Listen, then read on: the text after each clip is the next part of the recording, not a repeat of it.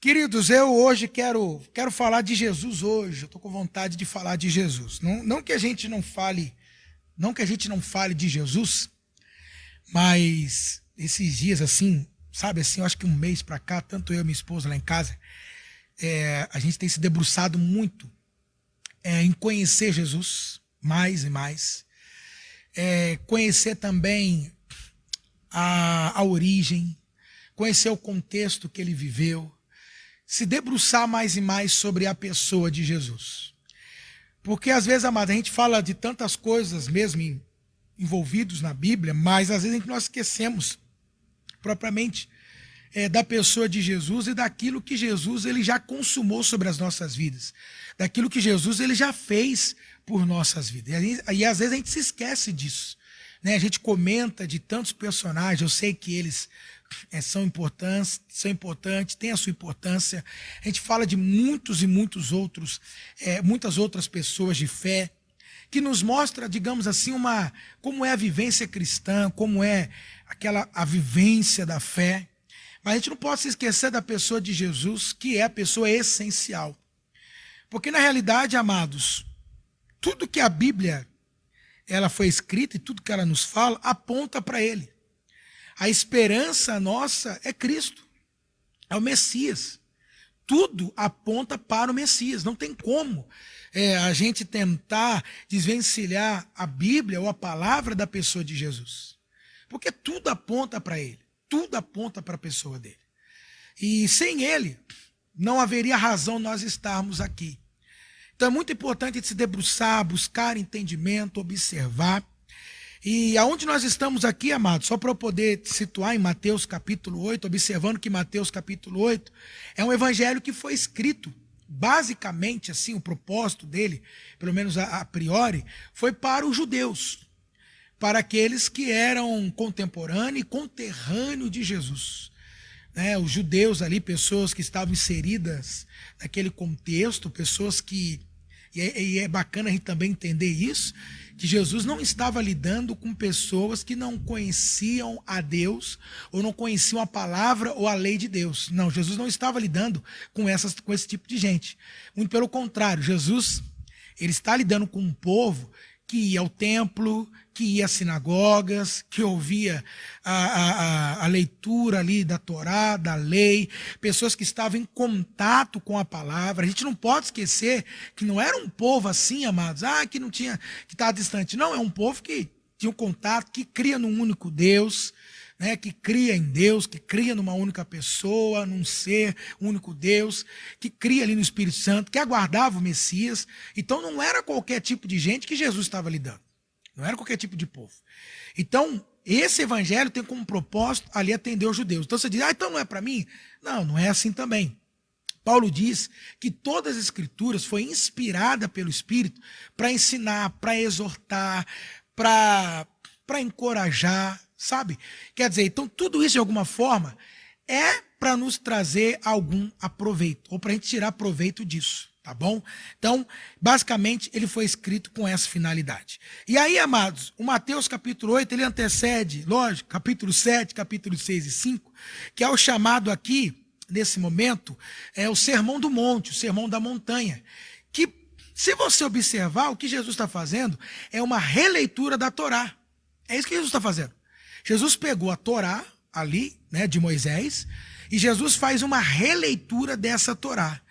Uma coisa interessante é que em Mateus capítulo 5, o próprio Cristo, ele também nos afirma que ele não veio, amados, revogar a Torá, deixar a Torá de lado, anular a Torá, ou seja, a lei de Deus. O que ele veio fazer, na verdade, ele diz, eu vim cumprir a Torá, cumprir a lei. E o que Jesus está nos mostrando? Como é que eu e você devemos cumprir os mandamentos, cumprir a lei, cumprir aquilo que Deus estabeleceu para nossas vidas. E é isso que Jesus está mostrando para nós. Isso é tão verdade que no capítulo 8, olha aqui o versículo 4, Jesus diz assim, ainda não é o entendimento, não é a palavra, mas só para a gente comentar algumas coisas aqui. Capítulo 8, versículo 4, diz assim, então Jesus lhe disse, olha, não conte isso a ninguém. Mas vai, mostra-te ao sacerdote e apresenta a oferta que Moisés estipulou para que ele sirva de testemunho. O que está acontecendo aqui? Esse homem que Jesus disse para ir até o sacerdote, ele tinha acabado de ser curado. Tinha acabado de ser curado de uma lepra. E aí Jesus disse assim, ó, antes de você contar para as pessoas que você foi curado, é isso que ele está falando. Primeiro vai até o sacerdote e deixe que ele comprove a sua cura. Ele comprovando a sua cura, isso vai servir de testemunho para você.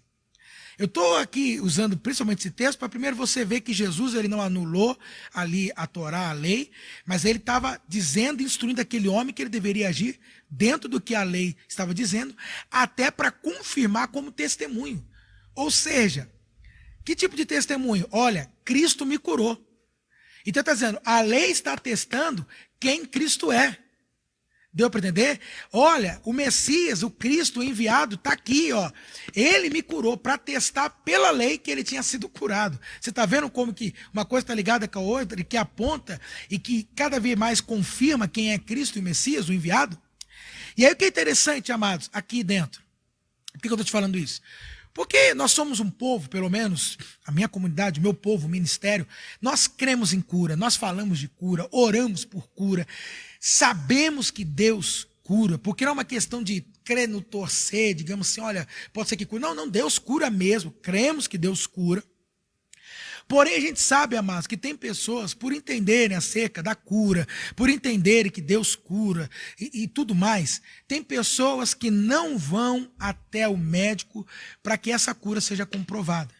Tem pessoas que largam o tratamento, tem pessoas que largam o medicamento, abandonam e simplesmente dizem, eu estou curado. Só que o próprio Cristo está dizendo o seguinte, olha, faz o seguinte, para que realmente comprove essa cura, vai até o sacerdote, ou seja, vai até o médico. E é ele que vai atestar a sua cura. E ele atestando a sua cura é uma prova irrefutável daquilo que Deus fez na sua vida. Deu para entender? Daquilo que Jesus fez na sua vida. Então o que eu digo para você antes de nós falarmos aqui? Nós vamos tratar sobre cura, mas antes da gente falar sobre cura, primeiro, eu digo para você, não abandone os medicamentos, não abandone o acompanhamento, o tratamento médico, continue com o tratamento médico, continue tomando os medicamentos até que o médico, uma autoridade, diga para você, olha, não é mais necessário, você está curado. Aí, amados, isso vai servir de testemunho. Amém? Então é muito importante você e eu nos atentarmos para isso. Então vamos lá, aqui agora, entrando agora mesmo, capítulo 8, versículo 1, 2 e 3, diz o seguinte, quando Jesus desceu do monte, grandes multidões o seguiam. Então veio um leproso e ajoelhando-se disse, Senhor, se quiseres, podes purificar-me. E Jesus estendeu a mão e o tocou dizendo, quero, seja purificado. E no mesmo instante, ele foi purificado da sua lepra. Queridos, presta atenção agora, meu amado. E isso aqui que você está vendo, esse episódio, é algo muito interessante, porque ele acontece logo em seguida da onde Jesus estava, né? Logo em seguida do que está dizendo aqui, que foi o tal Sermão do Monte.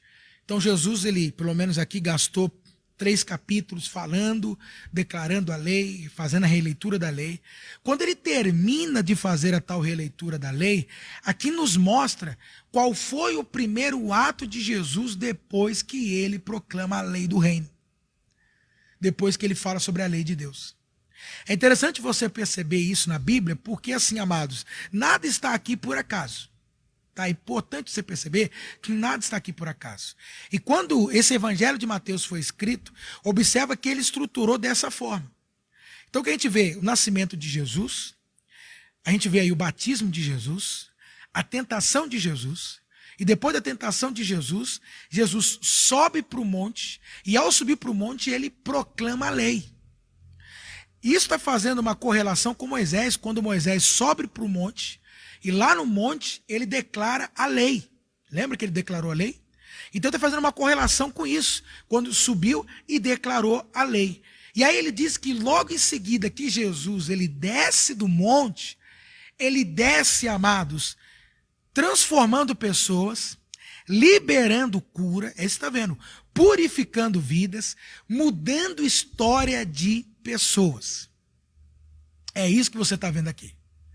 Ele diz que a primeira coisa que Jesus ele faz ao declarar aquela lei, ao dizer o que ele fez, após isso, Jesus começa então a liberar aquilo sobre a humanidade, sobre as pessoas, sobre todos que estavam ali. Então Jesus ele começa transformando vida de pessoas. Ele começa, amados, alterando destinos. Você tem noção disso? Alterando histórias. É como ele começa. Então o autor aqui, Mateus, né, como nós cremos, ele está começando a mostrar para nós, dizendo o seguinte: ei, esse Jesus é um Jesus que está aqui para mudar histórias, para mudar destinos, para alterar karma, se é que existe karmas, para alterar sorte, se é que existe sorte. Ele está aqui para alterar vidas. Ou seja, se a vida de uma pessoa tem seguido de uma mesma maneira, não há uma mudança, não há uma transformação, e tem seguido, ele está dizendo, olha, a partir de Jesus agora, isso é possível. Por quê? Porque Jesus não está no monte simplesmente, ele desceu do monte. Ou seja, Jesus não está mais lá em cima, sozinho, lá em cima, não, somente. Jesus ele desceu e agora ele está entre nós, é isso que está dizendo aqui. Ele está entre nós, ele está se movendo entre nós. Ele é o Emanuel, o Deus conosco. Então é importante você entender, meu amado e minha amada, onde é que Jesus está? E eu digo que Jesus está no meio de nós. Jesus está entre nós. Jesus está no nosso meio, tocando vidas, se deparando com pessoas, realizando encontros. É onde Jesus está. E aí, ele continua dizendo que um leproso se aproximou. O que eu acho interessante, amados, eu já comentei isso aqui em outros momentos, eu já comentei isso aqui, que Jesus e os evangelhos vai sempre nos mostrar algo muito interessante quando se fala das multidões. Os evangelhos sempre vão nos falar sobre essas multidões que seguiam Jesus, que as multidões iam até ele, e que as multidões estavam com ele, que a multidão estava no deserto com ele. A Bíblia fala dessa massa indo até Jesus. Mas o que é interessante também, se você observar, né, o evangelho aqui de Mateus e os outros evangelhos, começa a fazer sempre assim, amados, uma separação de algo. Separa sempre algo assim. Sempre tenta nos mostrar a aversão ou os dois lados. É muito interessante isso. Como assim? De um lado existe a multidão. Mas de um outro lado existem pessoas. Então ele está dizendo assim, olha, no meio dessa multidão, embora a multidão seguia, embora a multidão ia com ele, o Senhor olha para essa multidão e reconhece cada uma dessas pessoas. Então ele não vê simplesmente uma multidão, mas ele também vê pessoas. E aí, amados, é o que o evangelho começa a nos chamar a atenção para a pessoalidade, intimidade. Aonde ele não é simplesmente o Deus de todos, mas ele também é o meu Deus. Como diz o salmista, é o meu pastor. Ou seja, há uma possibilidade aonde ele, como Deus, deseja se relacionar de uma forma única, íntima e pessoal comigo. Aonde também ele está dizendo que é possível ter uma experiência pessoal, íntima e única com esse Jesus.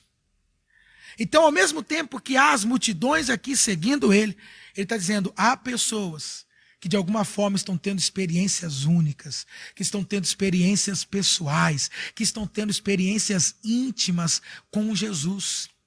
E o interessante nós observarmos que ele está aberto para essas experiências, que Jesus está aberto a essas experiências, que ele está aberto, amados, a nós temos uma intimidade, a nós temos com ele algo pessoal e algo único. Ele está aberto a isso, Jesus. E aí então, amados, ele está nos mostrando que se nós entendemos essa pessoalidade, que eu e ele, nós podemos experimentar coisas nas nossas vidas, nós podemos ter experiências com ele, das quais a multidão talvez não terá. E é isso que ele nos mostra, que a multidão, ela tem um nível de experiência. A multidão, ela tem até um ponto ali de experiência. Mas existem coisas, amados, que somente na pessoalidade é que nós vamos experimentar. Existem coisas que o Senhor, ele vai tratar com você de uma maneira única e pessoal, e que só você que vai experimentar isso. Então que eu digo assim, que existem coisas que estão reservadas somente para você e Deus. Existem coisas, amados, que só você e Deus. Eu lembro de Moisés, porque a Bíblia fala que Moisés via Deus face a face. Moisés, ele teve experiências com Deus que só ele teve, o povo não, mas ele teve. E aí esse texto está nos mostrando sobre a possibilidade de nós termos uma experiência, algo pessoal entre nós e Jesus. E aí o que o texto diz? Que quem veio a ele foi um leproso. A multidão está ali. Mas um leproso se aproximou dele. Um leproso se achegou até ele. E diz, ajoelhando-se, diz, Senhor, se quiseres, pode purificar-me. E Jesus estendeu a mão e tocou, dizendo, quero ser purificado. E no mesmo instante, ele foi purificado da lepra. O que isso aqui nos mostra, amados? O que isso aqui nos ensina? O que você precisa entender antes aqui? Naquele tempo, queridos, porque a lei também dizia isso, mas o leproso, ele era visto com maus olhos. Ele era visto, entre aspas, como alguém, digamos assim, amaldiçoado, sabe? Alguém que era repudiado. E a Bíblia fala que a orientação era o seguinte, que se alguém, de repente, fosse aí contaminado, ficasse impuro com a lepra, essa pessoa ela tinha que ser retirada do convívio social. Ela não poderia estar no convívio das outras pessoas. Ela tinha que praticar o distanciamento social. É o que ela tinha que praticar. E aí, por um lado, se você observar, é até inteligente. Né? Não é você falar, não. Ainda mais porque não se tinha cura naquele tempo, não tinha medicamento, não tinha nada disso. Então, se você observar, até é inteligente mesmo. Porque essa pessoa pode acabar contaminando a outras. Então, o que a gente faz? A gente isola, não é o que a gente está fazendo? Isola esta pessoa e os outros continuem convivendo. Você vê que a sabedoria bíblica é maravilhosa. Né? Então, quer dizer, aquele que está contaminado, você isola e os outros continuam no seu convívio e nas suas atividades normais. Mas o que acontecia aqui, amados? Com o passar do tempo, isso começou a ser visto com maus olhos. Para você ter uma noção, seria mais ou menos, né, os mais antigos vão lembrar, como a AIDS na década de 80. Lembra quando a gente descobriu alguém aidético, né? Uma pessoa que contraiu a AIDS, alguém que estava aidético, com HIV. Amados, como que essa pessoa era vista na sociedade naquele tempo? Era vista com maus olhos, não é? Com repúdio, distância, imoral. E automaticamente essa pessoa acabava sendo o quê? Rejeitada. E aí, amados, eu pergunto para você, o que a rejeição provoca na vida de alguém? O que a rejeição provoca em alguém? É isso que eu também tenho que perceber. Porque, imagina esses homens aqui, ou essas mulheres, ou essas pessoas, mas no caso desse homem, que um dia descobre que tem lepra. Ele é retirado do convívio social. Ou seja, se ele tem família, ele não pode mais conviver com a mulher, não pode mais conviver com os filhos, não pode conviver com o cônjuge, né, com o marido, não pode mais conviver com os pais. Observa isso. Ele era retirado daquele convívio. Ele não poderia estar mais no meio daquilo ali. Quer dizer, muitos deles iam dormir, morar em cavernas. Então ele não podia mais estar ali. Então imagina, amados, como era o estado dessa pessoa. Imagina você não podendo abraçar seus filhos. Alguns estão entendendo o que eu estou dizendo aqui. É o que nós estamos vivendo nesse tempo, não é? Não poder abraçar os teus pais. Imagina você não poder tocar. Imagina você não poder beijar. E não estou falando simplesmente de um período de 1 ou 2 anos. De anos. E quem sabe até a sua morte assim. Até a sua morte. Eles aqui, amados, de longe. Só podiam ver de longe. De longe. Porque os familiares nessas cavernas onde eles conviviam, viviam longe ali, levavam simplesmente o alimento para eles, se afastavam e eles não pegavam o alimento. Então de longe ele avistava, imagina as lágrimas, imagina como é que ele não se sentia por dentro. Então, amados, por que eu estou dizendo isso para você? Porque o que Jesus operou na vida desse homem aqui não foi somente a cura física, mas foi também a cura da alma. a cura interior. Jesus operou um milagre dentro dele, que era o milagre da rejeição, o milagre da inferioridade. Ele operou isso dentro dele. Então, para você entender o que está acontecendo aqui, o que esse homem está aqui vivendo, queridos, é algo terrível. A Bíblia diz, isso os relatos dizem, que se eles fossem se aproximar, eles tivessem que passar no meio de muita gente, às vezes tem que passar dentro das vilas, eles tinham que vir gritando de longe já, leproso, leproso, leproso. E as pessoas já saíam longe porque as pessoas tinham medo de serem infectadas, contagiadas, contaminadas. Vou te falar aqui está uma resposta de Jesus para esse tempo de distanciamentos sociais, queridos. Aqui está uma resposta para Jesus, de Jesus, para como que nós vamos ter que lidar. Como que nós vamos ter que lidar, amados? Pelo menos para quando tudo isso passar. O Evangelho está nos mostrando como que as pessoas, elas se sentem, como que nós vamos ter que lidar com essa questão. E aí, amados, sabe o que eu acho interessante aqui? É que o versículo 3 diz o seguinte: o homem disse, o Senhor pode me curar, me purificar, me curar? E olha o que a Bíblia diz, e Jesus estendeu a mão e o tocou. Olha só, Jesus, ele não simplesmente, amados, disse, eu quero ser purificado. Jesus não. Jesus foi e tocou nesse homem. Pegou nesse homem, apertou esse homem. E ao fazer isso, Jesus declara, eu quero. Queridos, por que eu estou te falando isso? Porque, primeiro, Jesus conhece toda e qualquer necessidade que nós temos. Às vezes você pensa que a sua necessidade é uma, e Jesus fala, na realidade, você possui uma necessidade muito mais profunda do que você imagina. Às vezes você acha que é uma necessidade só daqui de âmbito material, físico. E Jesus diz, não, não, não. Existe algo muito mais profundo, há uma necessidade muito mais profunda que eu enxergo em você e que eu vejo em você. Então, meu amado, só Jesus para dizer quais são as nossas reais necessidades. Quais são as minhas reais carências. Quais são as minhas reais fraquezas. Quais são os meus sentimentos negativos? O que de fato eu tenho carregado dentro de mim? Só Ele é que pode dizer, e só Ele pode dizer também como é que se cura, como é que se sara, como é que se purifica isso. Por isso, amados, eu quero encorajar você precisa buscar um relacionamento pessoal com Jesus. Você precisa se aproximar de Jesus.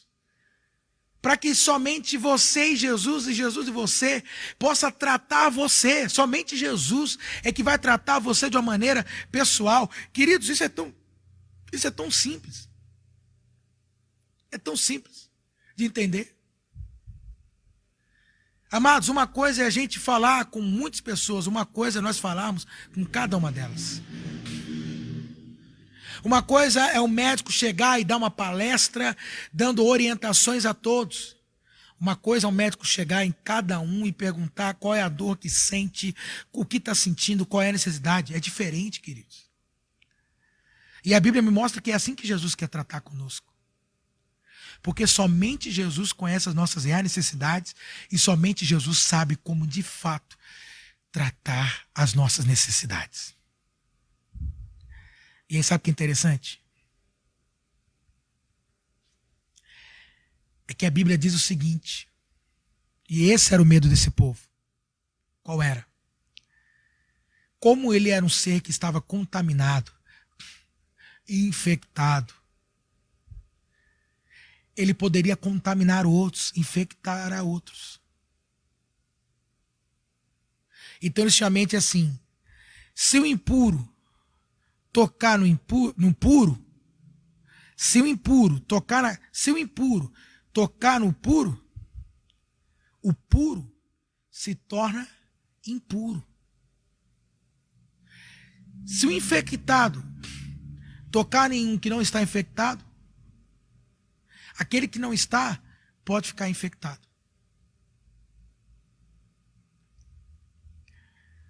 Aí chega Jesus, o revelador, a luz, e diz: não, vocês não estão entendendo.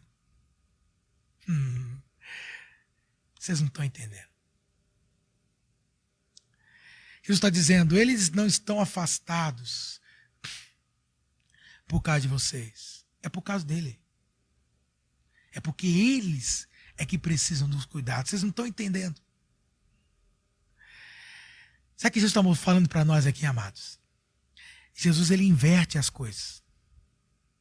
E Jesus mostra para nós o seguinte: peraí, vamos alterar isso.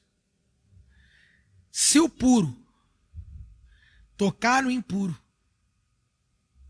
na realidade, não é o puro que vai ficar impuro, mas é o impuro que vai ficar puro. Conseguiu compreender?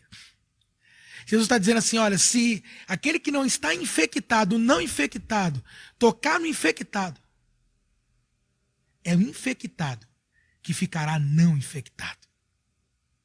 Jesus inverte. E aí sabe que a gente observa, amados? Que Jesus não tem medo de tocar em nós. Jesus não tem medo de tocar nas nossas feridas. Jesus não tem medo de tocar nas nossas impurezas. Jesus não tem medo de tocar em nossos pecados. Jesus não tem medo disso, irmãos. Jesus não tem medo disso. Ele está dizendo: olha, a sua lepra não me afasta de ti. A sua impureza não me afasta de ti. Nada me afasta de ti. Entende? Não, por quê? Porque vocês não estão entendendo que, na verdade, sou eu com a minha pureza que vou contagiar vocês para que vocês se tornem puros. Sou eu com a minha pureza que vou infectar vocês e vocês vão se tornar puros. Então, amados, na medida que nós nos aproximamos de Jesus, nós vamos sendo contagiados por Jesus. E a pureza de Jesus, meus amados, vai nos purificando. Aleluia! Aleluia! Mas o problema é que muitas pessoas, amados, por ter uma mentalidade do avesso acerca disso, ao invés de, quando peca, correr para Jesus, não, elas se afastam. Ao invés de, se tiver impureza dentro de si, correr para ele, para que ele possa lavar, para que ele possa purificar, não, se afastam dele. E eu digo para você, não faça isso, se aproxime dele. Chega mais perto dele. E permita com que ele toque, porque eu digo para você, ele não tem receio de tocar em feridas suas, ele não tem receio de tocar em nada em você. Ele não é alguém, amados, que possui restrições, ele não é alguém, como eu disse, com medo de ficar infectado e ter que ir para uma quarentena. Não, ele não tem isso, Jesus não tem isso, queridos. Eu digo para você uma coisa: Jesus, ele quer tocar em você, você permite. E ele vai tocar. E tudo quanto é parte de você, ele vai tocar e ele vai liberar ali o poder, a cura, a restauração, pureza. Deixa ele tocar em você agora, amém? Ele quer tocar. Está infectado com algo? Corre para Jesus. Amém? Vai até Jesus. Agora, o que é interessante aqui, amados? E agora a gente começa a entrar aqui na mensagem mesmo. É o versículo 2. Porque o 2 nos traz a chave, o entendimento, nos abre para que a gente possa experimentar e ser purificado, ser curado. Eu não sei qual é a tua necessidade. Eu sei que Jesus, ele pode lidar com toda e qualquer necessidade que você tem. Qual necessidade que você tem? É algo no teu caráter? É algo imoral? É algo na tua saúde? É algo no teu casamento? Não sei. Qual é? Eu sei que ele pode tratar e lidar com toda e qualquer necessidade. Agora, como você permite isso? Como que você faz com que eu seja tratado, você seja tratado? E aí o versículo 2 nos diz algo interessante. E que você vai perceber, isso é um padrão, tá? Então veio um leproso e ajoelhando-se disse, Senhor. Queridos, quando a gente olha para a Bíblia, e principalmente aqui o Novo Testamento, você vai observar um padrão. Por que eu falo Novo Testamento? Tem no Antigo? Tem, mas é porque o Novo ele escancara algo interessante. Existe um padrão no Novo Testamento. Existe um padrão. E qual é esse padrão que o Novo Testamento nos traz aqui de pessoas? É que as pessoas que conseguiam se aproximar de Jesus, ou que se aproximava dele, elas traziam dentro de si um olhar e um reconhecimento. Qual o reconhecimento? De Senhor. Então o que a gente observa? Você está na multidão. Mas para você sair dessa multidão e passar a ter uma relação pessoal com Jesus, a experimentar Jesus de um modo pessoal na sua vida, existe um padrão que, digamos assim, meio que nos dá acesso para isso. E normalmente se manifesta com essa palavra, Senhor. Senhor. Mas aí você diz, mas como assim, pastor, Senhor? Porque essa palavra eu já ouço muito sobre Senhor, essa palavra. Eu digo Senhor, ô meu Senhor. Ô Senhor para lá, Senhor para cá, Senhor ali. Só que eu digo para você uma coisa, que por conta, amados, de nós declararmos tanto Senhor, Senhor, Senhor, a coisa ficou banalizada. Essa palavra se banaliza. A palavra se banaliza. Por conta disso. E aí eu vou dizer para você, e ao se banalizar, perde tudo o que eu e você podemos acessar e podemos experimentar. Por que eu estou te falando isso? Porque assim, eu e você, nesse mundo gentil que a gente vive, ouvindo a palavra Senhor é uma coisa. Agora, meu amado, um judeu ouvindo isso aqui é outra coisa. O que você tem que entender, e aqui a gente observa, esse homem era judeu, esse leproso. Por quê? Porque você observa, como a Bíblia diz aqui, que ele vem até Jesus, se ajoelha e reconhece como Senhor, e depois Jesus pede para que ele vá até o sacerdote. Então, pelo que a gente observa, ele está inserido no meio daquilo ali. Ele está no meio daquilo ali. Tem um certo conhecimento disso aqui.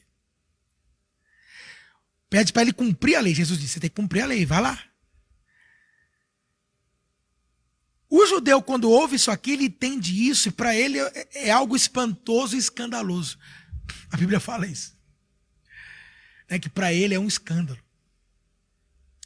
E para os gregos é loucura. Por que eu te falo isso, amados?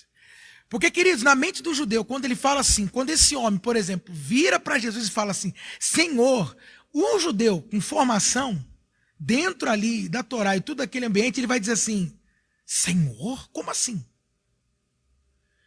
Porque na hora que ele ouve Senhor, sabe o que ele remete?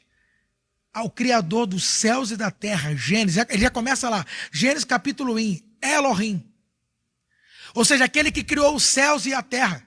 Ele já vai remeter a esse. Ele vai remeter, amados, aquele que criou o homem, criou o Éden. Ele vai remeter àquele que fez aliança com os pais dele, os patriarcas, Abraão, Isaque e Jacó. Ele vai remeter àquele que livrou eles lá do Egito, libertou eles do Egito. Ele vai remeter àquele que sustentou eles no deserto, derramando maná, liberando água da rocha. Ele vai remeter àquele que fez com que eles entrassem e acessassem a terra prometida deles, tomassem posse da promessa deles. Eles vão remeter, amados, àquele que esteve com eles ao longo de sua história, quando você lê o Antigo Testamento. Então, quando esse homem diz Senhor, ele está diante, naquele momento, reconhecendo e dizendo, diante de mim agora, esse homem, esse homenzinho, esse judeu do primeiro século, nascido de uma mulher, criado aqui numa vila em Nazaré, eu reconheço ele como o Criador dos céus e da terra. E quando ele diz Senhor, ele está dizendo como dono de todas as coisas, como aquele que criou todas as coisas. Você está entendendo agora? A mente dele. Ele está dizendo, está diante de mim aquele que criou os céus e a terra.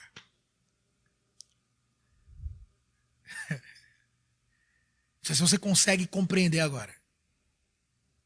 Por isso que para o judeu é escândalo. E eu vou te falar, é só a partir desse ponto e desse momento, meu amado, que você vai acessar, que você vai poder entrar em um lugar, em um âmbito que nem todos entram.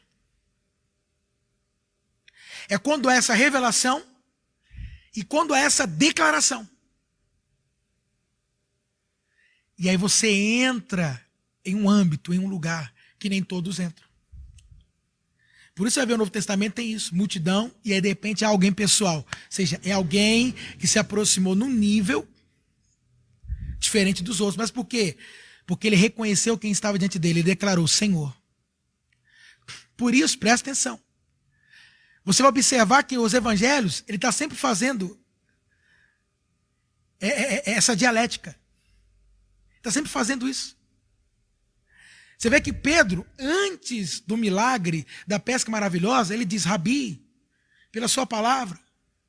Mas depois da pesca maravilhosa, amados do céu, a Bíblia fala que Pedro, semelhante, veja, a mesma postura e atitude, se afastou e disse, Senhor, afasta de mim porque eu sou pecador. Ele reconheceu quem estava diante dele, a majestade, a pureza. Entende? E a partir dali, Pedro então entra num lugar, Pedro é posicionado em um lugar, e Jesus diz, agora você vai viver o que foi preparado para você viver. Você será um pescador de homens.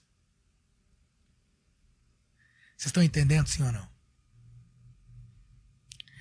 Amados, nós precisamos primeiro reconhecer que Ele é o Senhor das nossas vidas. E aí é que está uma grande questão, queridos, porque a multidão, ela só olha para Jesus como o Salvador dela. É assim que ela olha.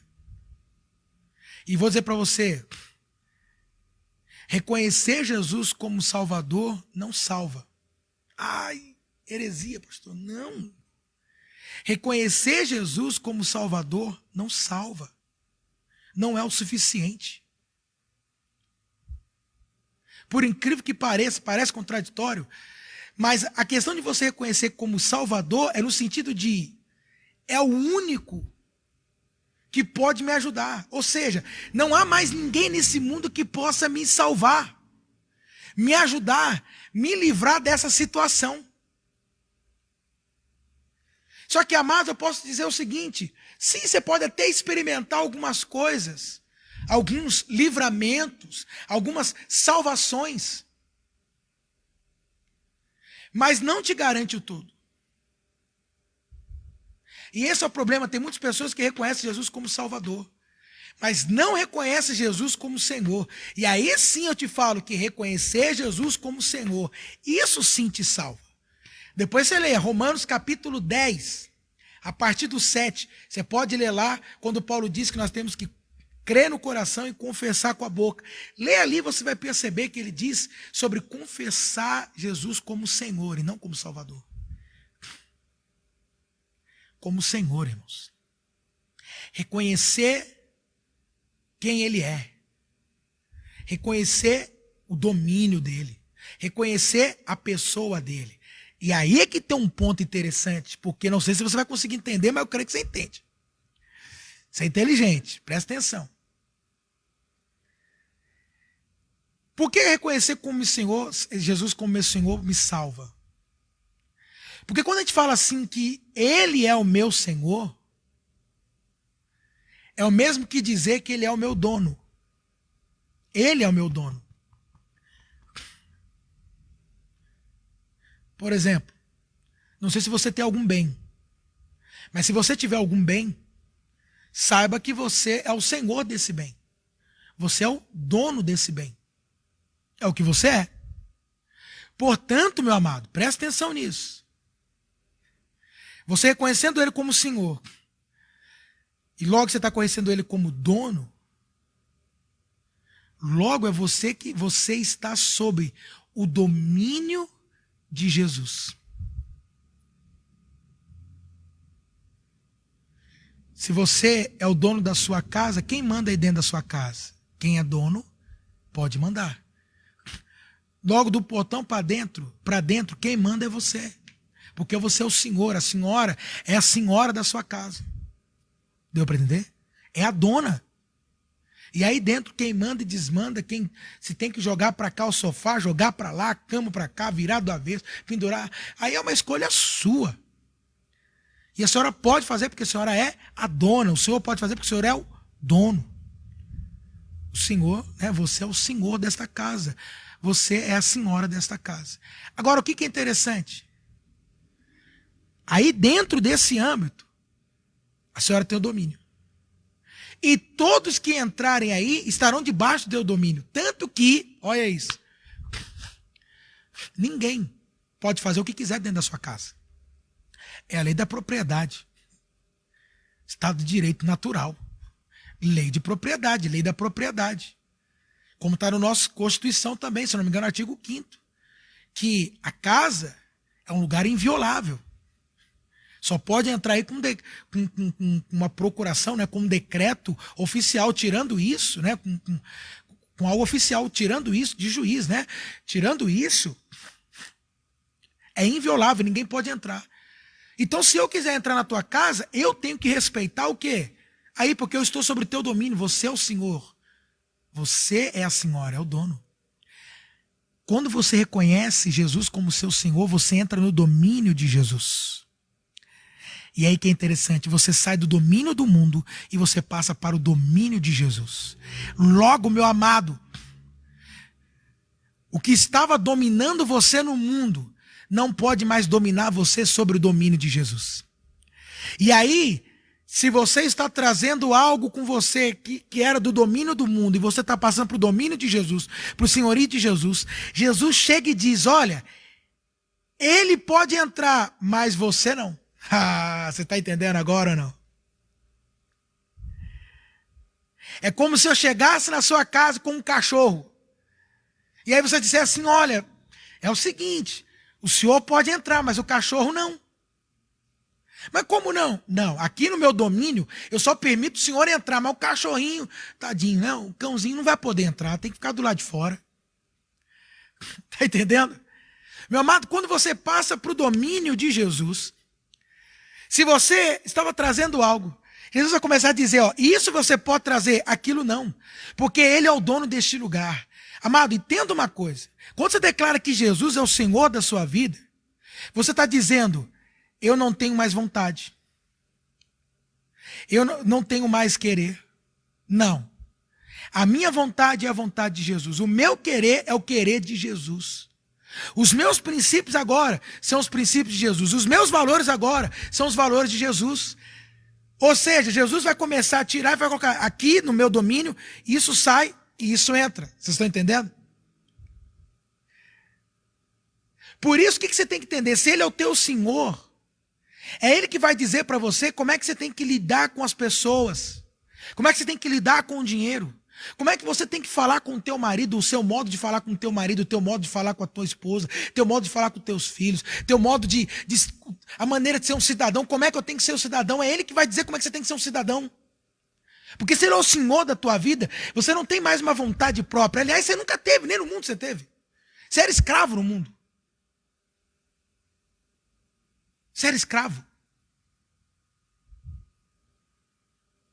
Então agora, neste momento, meu amado, você tem que aceitar o senhorio dele. E esse é o problema das pessoas. Querem como salvador, ou seja, para livrar dos meus problemas, mas não querem se submeter a ele como senhor.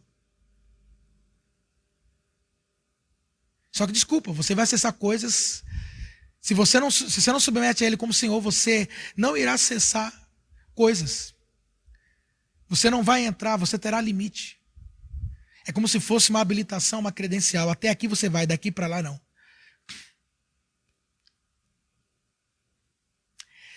Por isso que quando esse homem reconhece como Senhor, ele pergunta, né?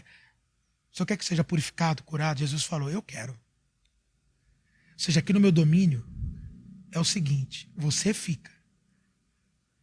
mas essa lepra vai embora. Você entendeu agora? Jesus pode dizer, você fica, mas esse câncer vai embora. Você fica, mas esse coronavírus vai embora. Você fica, mas esse divórcio vai embora.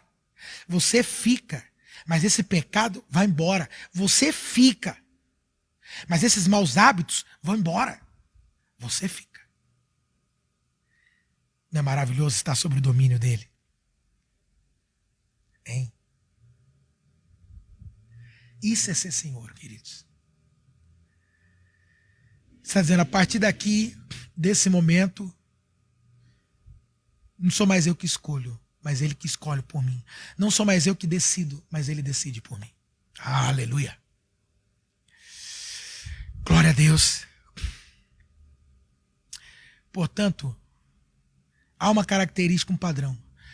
Todos que se aproximaram reconheceram ele como Senhor. É o meu Senhor. E aí, amados, existe algo interessante, onde ele diz, Senhor, se quiseres, podes purificar-me.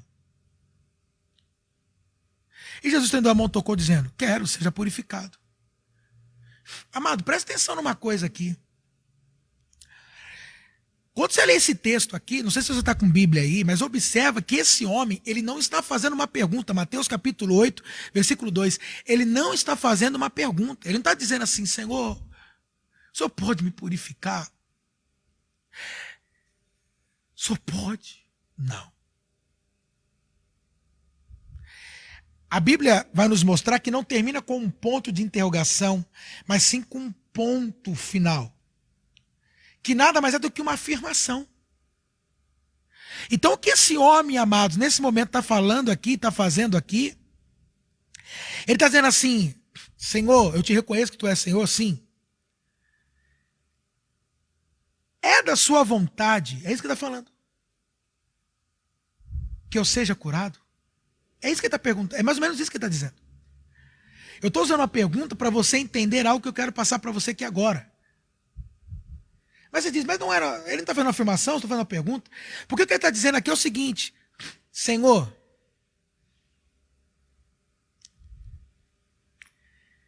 se o Senhor quiser, eu posso ficar curado. Em outras palavras, o que ele está dizendo, amados? Ele não tinha dúvida do poder de Deus, daquilo que Deus pode fazer. Ele tinha dúvida se essa era a vontade de Deus para a vida dele. Então o que eu quero que você entenda primeiro, antes de eu falar de uma outra coisa? O que eu quero que você entenda? Olha o que ele está dizendo aqui. O que ele está falando é o seguinte, eu reconheço, eu sei que o Senhor tem poder para me curar. Amados, tem muitas pessoas assim que até reconhecem ele como Senhor, ele é o Senhor, reconhece. Sabe que ele tem poder para curar câncer, sabe que ele tem poder para curar coronavírus, sabe que ele tem poder para ressuscitar mortos, sabe que ele tem poder para isso. Você sabe, Deus tem ou não tem poder para isso? Você sabe que ele tem. Você sabe que ele pode fazer isso. Mas qual é o problema? É como diz aqui, se quiseres, esse se é o quê? É uma dúvida. Qual é o problema? As pessoas sabem quem é Deus e sabem o que Deus pode fazer. Agora, o que elas não sabem, se é vontade de Deus, fazer na vida delas. É isso que elas carregam como dúvida. Se é vontade de Deus, o quê? Fazer na minha vida. Então, se eu perguntar, se você quiser, comenta e escreva. Você crê que Deus pode fazer qualquer coisa? Você crê ou não crê? Ah, eu creio. Ok. Agora, você tem a convicção de que realmente é isso que Deus quer fazer na sua vida? E aí que é o ponto, amados. Porque as pessoas até reconhecem, ele é o Senhor, até procuram se submeter a ele, sabe que ele é poderoso, mas muitas delas não estão sendo curadas, não estão sendo purificadas, não estão tendo suas vidas transformadas, não estão se tornando aquilo que Deus deseja para a vida delas, não estão se tornando a tal bênção que Deus quer que elas sejam, não estão crescendo, não estão prosperando. Quer dizer, a despeito do que Deus pode fazer e a despeito do que elas podem experimentar, elas não estão experimentando. E aí você tem que perguntar, por que eu não estou experimentando? E aí eu acho que você já sabe a resposta. Por causa da dúvida. E esse é o problema, amados, porque nós entendemos uma coisa, que fé é convicção, é certeza. E a dúvida se opõe à fé. A dúvida se opõe à fé. Então o que acontece? Ainda que eu saiba quem Deus é, ainda que eu saiba que Deus tem poder, mas se eu tiver dúvida em relação à vontade dele, isso não será suficiente para que eu possa experimentar aquilo que Deus tem preparado para a minha vida. Quer dizer, eu paro aí no meio do caminho. Então, para que eu possa chegar do ponto A ao ponto B, existe aqui, algo que eu preciso entender. E qual é? A vontade de Deus para a minha vida, é isso que eu preciso entender. Qual é a vontade de Deus para a minha vida? Eu te pergunto, você sabe qual é a vontade de Deus para a sua vida?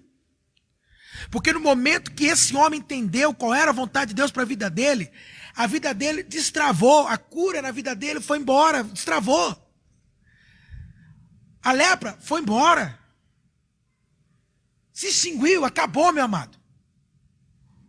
Então às vezes você se pergunta o que está faltando. Eu sei que Deus é poderoso, eu sei disso. O que está faltando é simplesmente você saber qual é a vontade de Deus para a sua vida.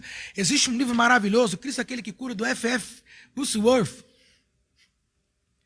E ele começa o livro dizendo que o princípio da fé é saber qual é a vontade de Deus.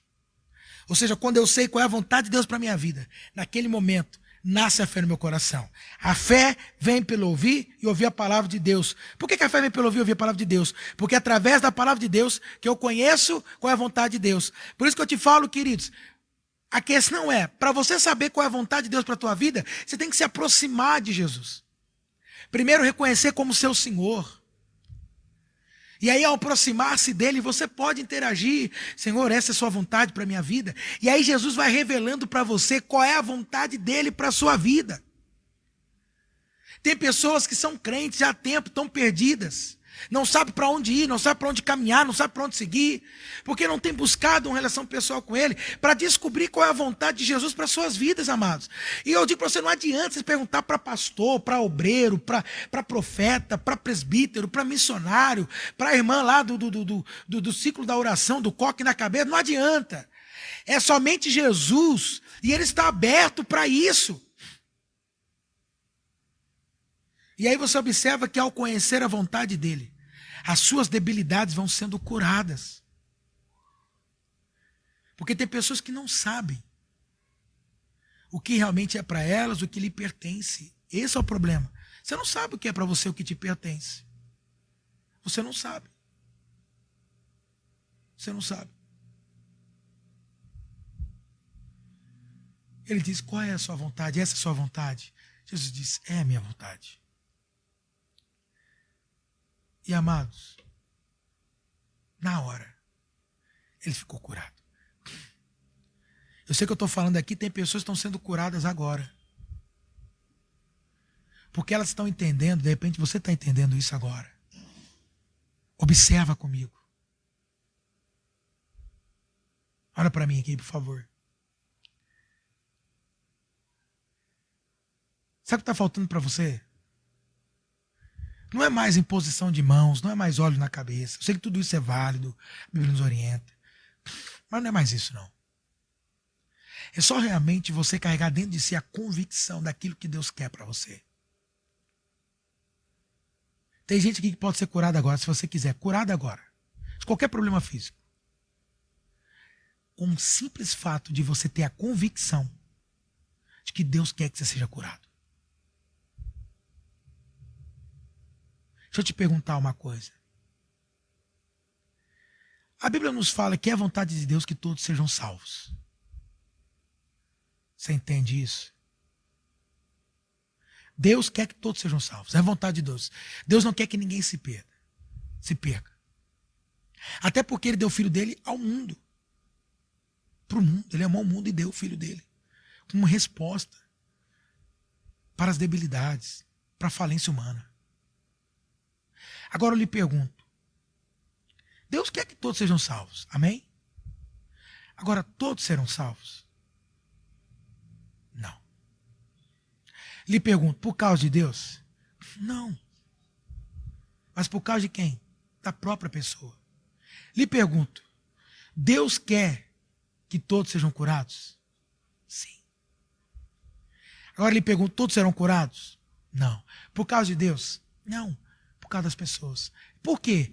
Porque elas não sabem qual é a vontade de Deus para a vida delas. Por que as pessoas, amados, não serão todas salvas? Porque elas não sabem qual é a vontade de Deus para a vida delas, que elas sejam salvas. Portanto, o que eu falo para você, salvação é uma revelação, porque quando elas têm a revelação da salvação, acabou, estão salvas. A cura da mesma forma. Quando elas descobrem a revelação, quando elas têm a revelação da cura, pronto, estão curadas. Acabou, meu amado. Então, meu querido, Ele quer que você seja curado. Porque Ele disse, eu sou o Senhor que te sara. Lá no Antigo Testamento Ele se revelava assim, sou o Senhor que te sara. Porque essa é a natureza de Deus, essa é a vontade de Deus. É que você seja curado, restaurado, regenerado. Amém? Compreendeu isso? Agora eu pergunto para você, você aceita essa vontade de Deus na sua vida? Você deseja a vontade de Deus para sua vida? Eu quero orar com você agora. Amém? Primeiro eu quero que você reconheça Ele como teu Senhor, se você ainda não reconheceu. Se você ainda não reconheceu por completo, reconheça, porque às vezes a gente faz concessões. Aquele é o meu Senhor, aquele não é meu Senhor. Ele tem que ser o Senhor das suas finanças. Ele tem que ser o Senhor dentro da tua casa, das suas vontades, em tudo. Ele tem que ser o Senhor. Então reconheça Ele como seu Senhor. Amém? Reconheça. E depois disso, o domínio dele se manifestará sobre você. E você está apto para experimentar da vontade dele. Amém?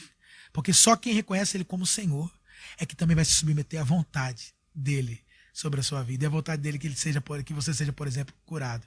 Então, quando você reconhece como Senhor, está se submetendo à vontade do seu Senhor. E a vontade dele é boa, agradável e perfeita. Feche os olhos. Pai, nós te reconhecemos como nosso Senhor. Não simplesmente como Salvador, porque sabemos que salvação é uma das suas características. Porque o Senhor é aquele que salva.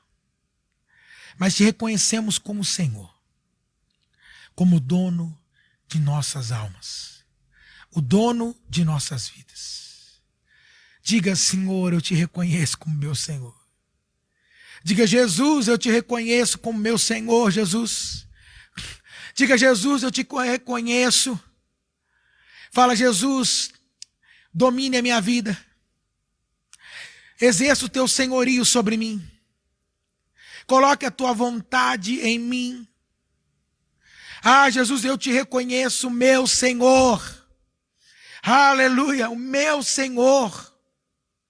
É assim que eu lhe reconheço. E neste momento, assim como eu te reconheço como meu Senhor, eu também me submeto à vontade do meu Senhor. E a vontade do meu Senhor é que eu seja curado. A vontade do meu Senhor é que eu seja liberto. Então declare e fale, eu aceito a sua vontade na minha vida. Diga, aleluia. Diga, eu aceito a sua vontade. Eu aceito a tua cura, libertação, regeneração, salvação, prosperidade, bênção. Eu aceito o teu Espírito, os teus dons do teu Espírito. Eu aceito sim ser uma nova criatura. Eu aceito sim tornar-se a cada dia mais a imagem e semelhança tua, meu Senhor. Eu aceito.